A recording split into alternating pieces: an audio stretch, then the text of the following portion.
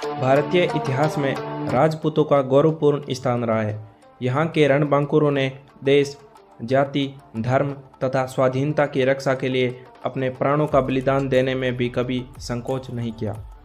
उनके इस त्याग पर संपूर्ण भारत को गर्व रहा है। वीरों की इस भूमि में राजपूतों के छोटे बड़े अनेक साम्राज्य रहे, जिन्होंने भारत की स्वाधीनता के लिए संघर्ष किया। इन्हीं राज्यों में मेवाड़ का अपना एक विशेष स्थान है। तो आज का हमारा वीडियो मेवाड़ के महान प्रतापी राजा के अदम्य साहस और उनकी वीरता के बारे में है, जिसने हल्दी घाटी के युद्ध में अकबर को धूल चटाई और आजीवन अकबर की अधीनता स्वीकार नहीं की। जी हाँ, हम बात कर रहे हैं वीर शिरोमणि महाराणा प्रताप के बारे में। मेवाड़ के महान राजपूत राजा महाराणा प्रताप अपने पराक्रम और शौर्य के लिए पूरी दुनिया में मिसाल के रूप में जाने जाते हैं। एक ऐसा सम्राट जिसने जंगलों में रहना पसंद किया, लेकिन कभी विदेशी मुगलों की दास्तान स्वीकार नहीं की। उन्होंने देश, धर्म और स्वाधीनता के लिए सब कुछ न्यौछावर कर दिया। प्रताप के काल में दिल्ली के मुगल सम्राट अकबर का शासन था, जो भारत के सभी राजा महाराजाओं को अपने अधीन कर मुगल साम्राज्य की स्थापना कर इस्लामिक परचम को पूरे हिंदुस्तान में फहराना चाहता था। इसके लिए उसने नीति और अनीति दोनों का सहारा लिया। 30 वर्षों के लगातार प्रयासों के बावजूद भी अकबर महाराणा प्रताप को बंदी न बना सका। महाराणा प्रताप का जन्म 9 मई 1540 को राजस्थान के कुंभलगढ़ दुर्ग के बादल महल में हुआ था। उनके पिता महाराणा उदय सिंह द्वितीय और माता जयवंताबाई थी। वे राणा सांगा के पौत्र थे। राणा प्रताप को बचपन से सभी कीका के नाम से पुकारते थे। जिस समय महाराणा प्रताप ने मेवाड़ की गद्दी संभाली, उस समय राजपूताना साम्राज्य बेहद नाजुक दौर से गुजर रहा था। बादशाह अकबर की क्रूरता के आगे कई राजपूत नरेश अपने सर झुका चुके थे। कई वीर प्रताप राजवंशियों के उत्तराधिकारियों ने भी अपनी कुल मर्यादा का सम्मान भुलाकर मुगलिया वंश से वैवाहिक संबंध स्थापित कर लिए थे। कुछ स्वाभिमानी राजघरानों के साथ ही महाराणा प्रताप भी अपने पूर्वजों की मर्यादा हेतु अपने फैसले पर अटल थे, और इसलिए वे मुगल बादशाह अकबर की आंखों में वे सदैव खटकते रहते थे। महाराणा प्रताप जिस घोड़े पर बैठते थे, वह घोड़ा दुनिया के सबसे श्रेष्ठतम घोड़ों में से एक था, और जिसका नाम था चेतक। महाराणा प्रताप 72 किलो का कवच पहनकर और 81 किलो का भाला अपने हाथ में रखा करते थे। महाराणा प्रताप को मेवाड़ को जीतने के लिए अकबर ने कई प्रयास किए। अकबर यह चाहता था कि महाराणा प्रताप अन्य राजाओं की तरह उनके कदमों में झुक जाए, लेकिन राणा प्रताप ने अकबर की कभी अधीनता स्वीकार नहीं की। अजमेर को अपना केंद्र बनाकर अकबर ने राणा प्रताप के विरुद्ध सैन्य अभियान शुरू कर दिया। राणा ने कई वर्षों तक अकबर की मुगल सेना से संघर्ष किया। महाराणा प्रताप की वीरता ऐसी थी कि उनके दुश्मन भी उनकी वीरता और युद्ध कौशल के कायल थे। उदारता ऐसी कि दुश्मनों की पकड़ी गई महिलाओं को वे सम्मानपूर्वक उनके पास वापस भेज दिया करते थे।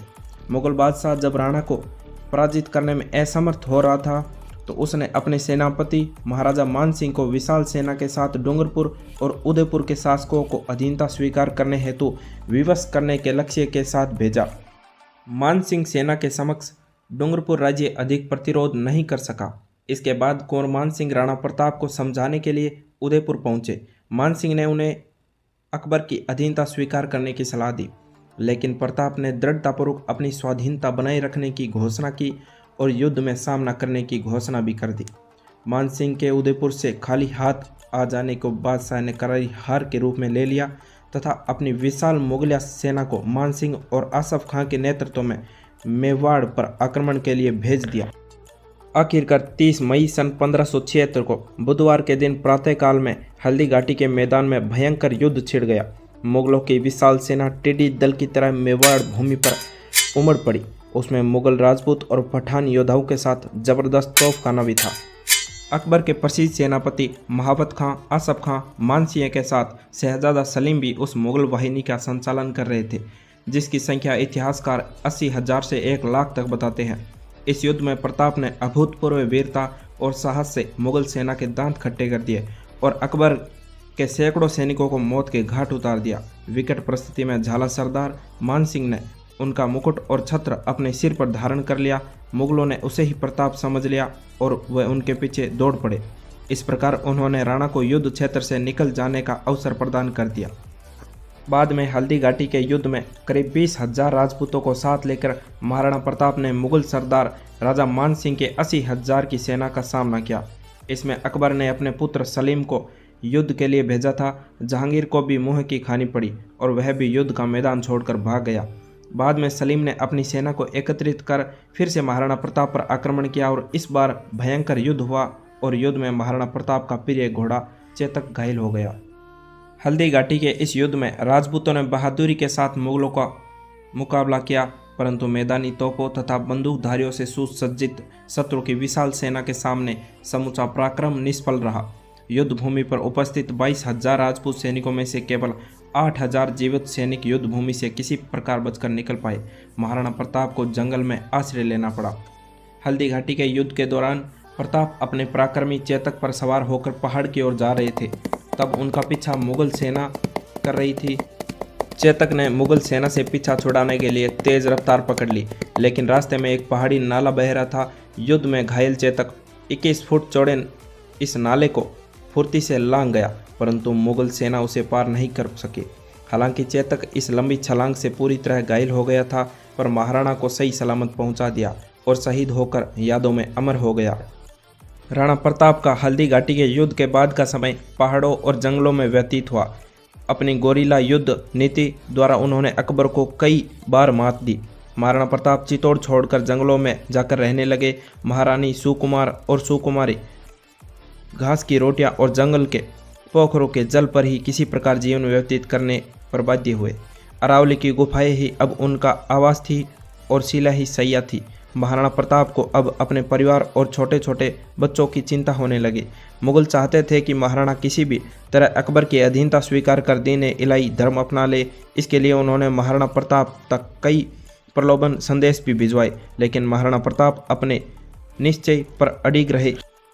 कई छोटे राजाओं ने महाराणा प्रताप से अपने राज्य में रहने की गुजारिश की, लेकिन मेवाड़ की भूमि को मुगल आधिपत्य से बचाने के लिए महाराणा प्रताप ने प्रतिज्ञा की थी कि जब तक मेवाड़ आज़ाद नहीं होगा वो महलों को छोड़ जंगलों में निवास करेंगे, स्वादिष्ट भोजन को त्याग कंदमूल और फलों से ही पेट भरेंगे, लेकिन अकबर का आधिपत्य कभी स्वीकार नहीं करेंगे।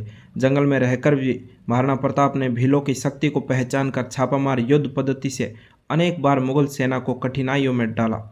प्रताप साधन सीमित होने पर भी दुश्मनों के सामने उन्होंने कभी सिर नहीं झुकाया। बाद में मेवाड़ के गौरव भामाशाह ने महाराणा के चरणों में अपनी समस्त संपत्ति रख दी। भामाशाह ने 20 लाख असरफियाँ और 25 लाख रुपए महाराणा को भेंट में प्रदान किए। महाराणा इस प्रचुर संपत्ति से पुनः सैन्य संगठन में लग गए।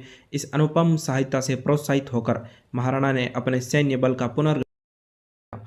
इस प्रकार चित्तौड़ को छोड़कर महाराणा प्रताप ने समस्त दुर्गों का शत्रु से पुनः उद्धार कर लिया और उदयपुर को उन्होंने अपनी राजधानी बनाया।